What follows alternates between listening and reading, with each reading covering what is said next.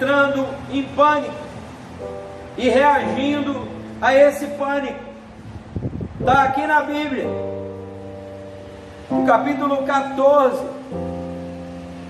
no verso 1 e 2, diz assim: levantou-se, pois, toda a congregação e gritou em voz alta, e o povo chorou aquela noite, e todos os filhos de Israel murmuraram contra Moisés e contra Arão.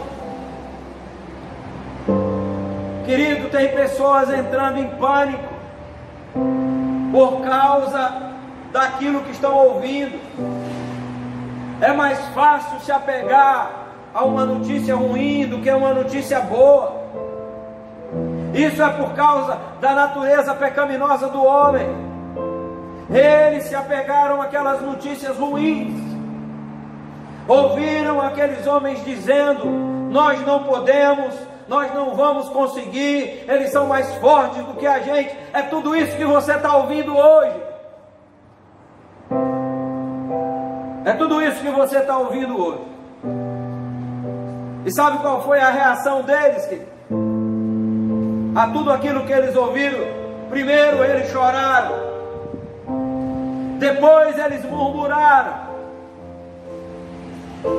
e depois eles se levantaram contra aqueles que eram seus líderes. Será que tem alguma semelhança hoje? É exatamente igual.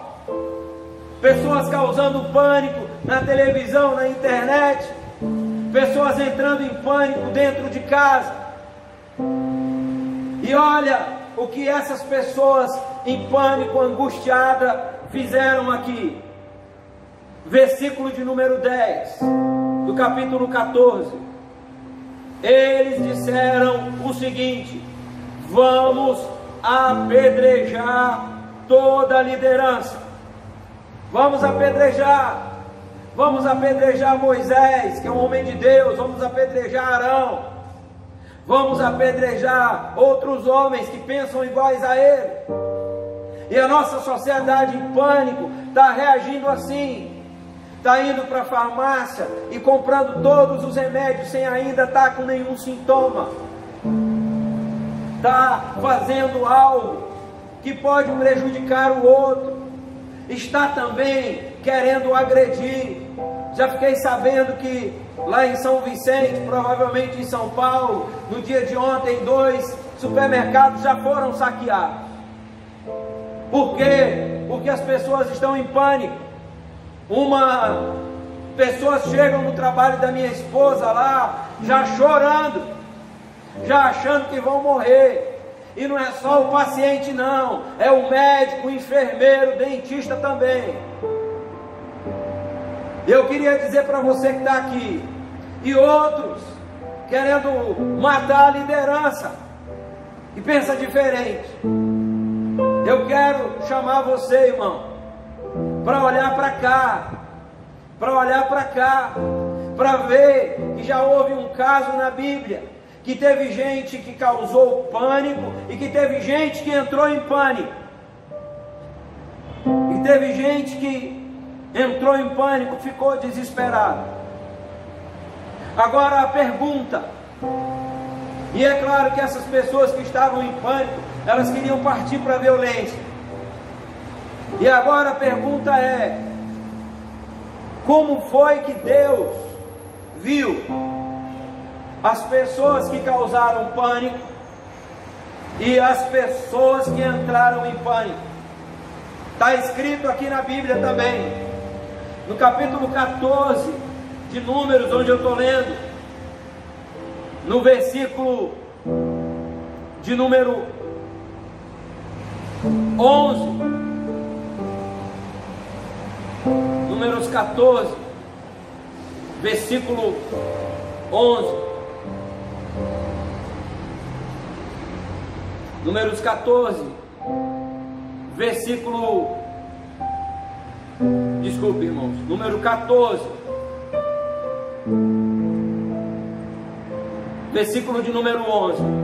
Disse o Senhor a Moisés: até quando me provocará este povo? E até quando não crerá em mim, a despeito de todos os sinais que eu fiz no meio deles? Você que está me ouvindo aí, se você é alguém que já entregou a vida para Jesus, você já deve ter ouvido algum milagre de Jesus nos nossos dias.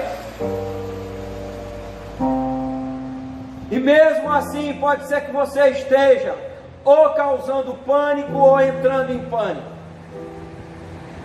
Mas saiba que essa atitude é uma atitude que Deus não se agrada. Ele disse que aqueles que estavam causando pânico, como a TV, a internet, como aqueles que estão entrando em pânico, aqueles que estão desesperados, como uma mulher hoje que ao saber que ia ser demitido, cometeu suicídio. Diz a palavra de Deus, Deus não se agradou. Eles estavam provocando Deus à ira, eles estavam duvidando de Deus. Essa era uma atitude de falta de fé. Tanto quem provoca o pânico, como quem está entrando em pânico. Ninguém está falando em Deus, ninguém está falando em fé, só estão olhando para a fraqueza do homem e para o efeito destruidor do vírus. Nesse mesmo texto aqui, aparece gente que tem fé, aparece gente que quer olhar para Deus. Nesse mesmo texto, e está aqui no capítulo 13, o nome dele é Caleb. Então Caleb fez calar o povo perante Moisés, capítulo 13, verso 30. Então Caleb fez calar o povo perante Moisés e disse: eia, subamos e possuamos a terra, porque certamente prevaleceremos contra eles. Alguém que é de Deus, irmão, alguém que tem fé, é alguém que vai olhar e vai tentar acalmar o povo. É alguém que vai dizer: esse negócio vai passar, nós vamos vencer. E Caleb disse isso, não porque ele confiasse nele, não porque Caleb fosse irresponsável de não ver o gigante, nem a cidade fortificada. Ele disse isso por outro motivo.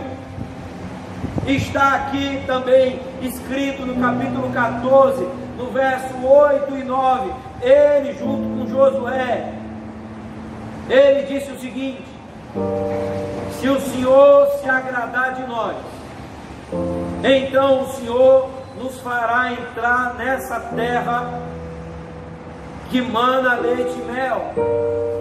Olha para que esse homem estava olhando. Ele estava olhando e ele era crendo que se Deus se agradasse dele, ele ia ter vitória. Ei, você crente, ei, você que está me ouvindo agora, ouça essa palavra de Deus. É hora de você pensar numa coisa: se Deus se agradar de nós, nós vamos vencer. Nós vamos vencer o coronavírus. Nós vamos passar por essa dificuldade. Vai dar certo. Isso vai mudar. E ele disse mais: tão somente não sejais rebelde contra o Senhor. Para Caleb, não crer e não depender de Deus é um tipo de rebeldia. Para Caleb, não ter fé em Deus é algo que é uma rebelião contra Deus. E ele disse assim: não tema, não tema, porque como pão vamos devorar. Nós vamos devorar porque o Senhor está conosco. Caleb tinha uma visão diferente no meio da crise, no meio do pânico de todo mundo, no meio de gente chorando, no meio de gente reclamando, no meio de gente murmurando, no meio de gente dizendo que ia matar. Caleb tinha uma outra visão. A visão dele é de que Deus estava junto e de que ele iria se alimentar daquele problema. Você que está me ouvindo, você vai sair mais forte dessa pandemia, você vai sair mais forte.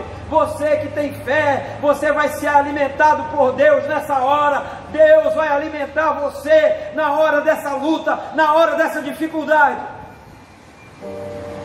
Desafio para crente, irmão. Seja o que for, problema financeiro, confusão, doença, coronavírus, tribulação, eu não quero saber o nome. É algo que pode ser alimento para nós. É algo que pode alimentar a nossa fé. Sabe por quê? Porque Deus está presente na vida do crente. É Ele quem nos sustenta nessa hora. Louvado e engrandecido seja o nome do Senhor Jesus. Seja o nome do Senhor Jesus. O desafio está aí, irmão. O desafio está aí. E a pergunta é: quem tem fé tem que fazer o quê? Em primeiro lugar, quem tem fé tem que fazer o que o Caleb disse. Acalma, vai dar certo, confie em Deus, dependa de Deus. Depois, saiba que Deus está conosco. Saiba que esse desafio vai aumentar a minha fé. Depois dele, eu vou ter certeza e vou confiar mais que quem guarda a minha vida é Deus. Mesmo que a ciência ainda não possa nada, mesmo que ainda não tenha um remédio definitivo, mesmo que ainda não tenha uma vacina, mesmo que o homem seja fraco, mesmo que eu não veja o vírus, quem me protege é Deus. E a outra coisa a ser feita, capítulo 14, verso 19: feita por aquele que tem fé. Foi o que Moisés fez. Moisés diz assim: perdoa, pois, a iniquidade deste povo, segundo a grandeza da tua misericórdia, e também perdoa, Senhor, perdoa, pois, a iniquidade deste povo, segundo a grandeza da tua misericórdia. Capítulo 14, verso 19. A outra coisa, querido, é pedir perdão. É pedir perdão pela nossa nação, até pelos crentes. É pedir perdão. Por quê? Porque quando estava tudo bem, ninguém se lembrava de Deus. Porque quando estava tudo bem, até o crente, se ele tivesse um pouquinho de dinheiro, a única coisa que ele não tinha era tempo para Deus. E o incrédulo nem se fala. O incrédulo ia para farra, o incrédulo ia para bebedeira. Mas eu e você, não é hora de jogar pedra em ninguém, não é hora de julgar, é hora de, sabe o que? De pedir perdão, é hora de orar e de dizer: Deus abençoa esse povo, abençoa essa nação. Eu quero concluir essa palavra aqui, dizendo para você qual foi a reação de Deus a todas essas atitudes. A atitude daqueles que promovem o pânico, a atitude daqueles que entram em pânico e que ficam violentos, que querem matar alguém e que fazem algo além do normal, e também a reação de Deus